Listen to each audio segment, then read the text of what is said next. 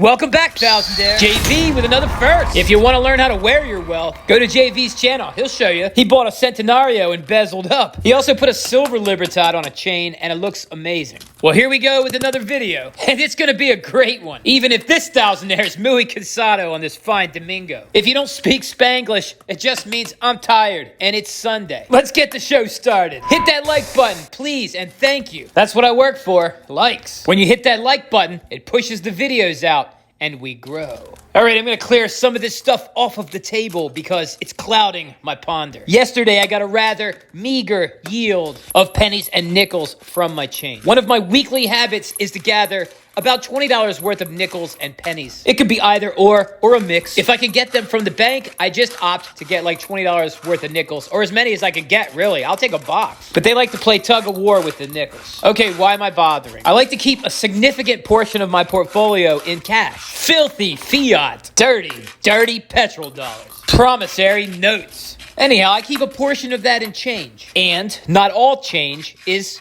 created equal. Pre-1982 pennies are made of copper, and a portion of the 1982 pennies, but I think you need a machine to figure that out. I have that machine, by the way. Anyhow, a pre-1982 penny, which there still are many of them, are worth more than double. I'll keep the Eisenhowers. I think they're cool. Yeah, so this little jar of pennies and nickels doesn't make me happy. Not a good yield for the week. But I lucked out, and someone near and dear gave me a copper bar, making it a good week for copper. After all, they saved the day. Anyhow, if you get rolls of pennies from the bank, you're just going to get modern pennies, most likely, and those are worthless. But modern nickels actually have a melt value higher than a nickel. They're composed of 75% copper and 25% nickel, which is also a very useful metal. A couple years ago, the nickel market, I think nickel just shot up hundreds of percents. The exchange hit the circuit breaker. I guess some Chinese guy had a huge short, and a bunch of people went long, and I just squeezed it. So anyhow, I take these nickels and pennies, and I fill up 5-gallon water bottles, one in each room.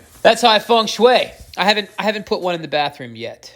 If we have some kind of crazy deflation and I lose my job, I might need to roll up some change and spend it. And you pretty much have to have no job in order to roll up thousands of dollars of pennies and nickels. If such a thing does not happen, then I don't have to worry about them losing value sitting around. If inflation should persist, which it's pretty much guaranteed to, I mean, that's their goal, at least 2% a year. If that happens, the material value of those pennies and nickels will just continue to go up and up. They will also likely become too expensive to produce. I think the only reason they have not changed the composure of the nickel yet is because you typically only get one per transaction. There's really no need to give someone more than one nickel in their change. Also, as much as no one likes it, it's also quite possible we're going to have a CBDC or some kind of digital payment system. I figure I'll have 1 foot in, 1 foot out. I mean, you're probably going to be required to have the CBDC to pay your bills. So it'll probably be legal to actually have the coins scrapped. So I'll take them to the scrapyard and they'll put a bunch of digital currency in my wallet. I know, sounds terrible, doesn't it? Even Ben Franklin has a teardrop. Yeah, it sounds pretty dystopian, doesn't it? But we gotta stay optimistic. Speaking of optimism, if you have a hot cup, raise it up. Salud, friendo.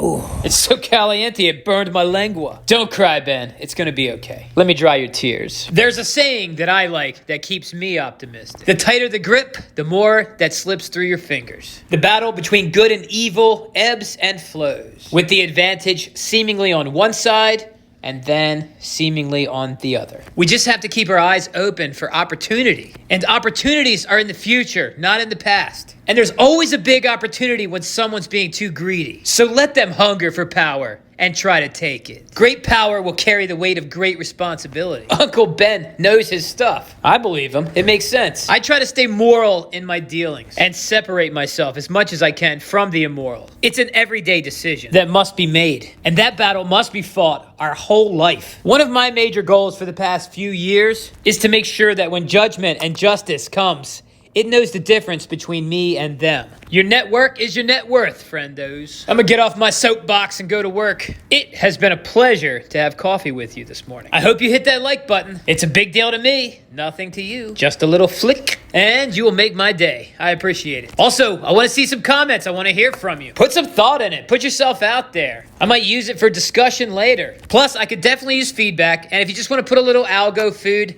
I mean, that's appreciated too. If you find yourself enjoying this content and you have not subscribed, come on, hit that button, would you? My videos are probably not always going to be suggested, so you might as well sign up or you're going to miss out. All right, I guess that's it. That is it.